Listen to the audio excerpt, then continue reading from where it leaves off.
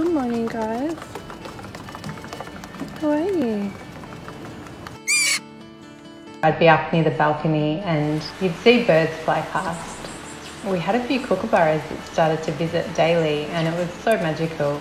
Hello. They just sit and watch you.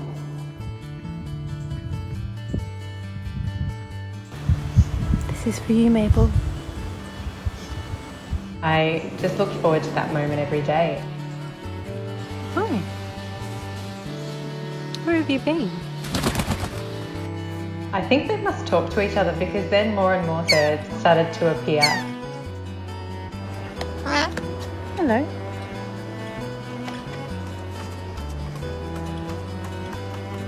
First birds that usually arrive are the galahs. The magpies do the rounds.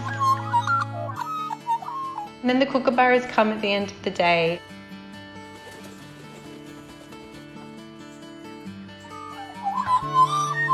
There's a whole family and they like to come at all very different times. This bright red parrot really stood out from the other birds.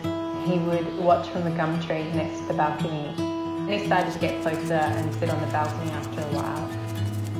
Hello. He'd sit there and stare through the window, which was really cute. Then one day, I'd been sitting outside with him a fair while and he jumped on my shoulder.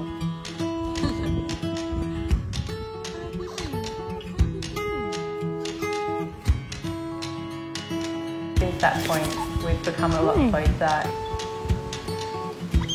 Hello. What are you doing? Huh?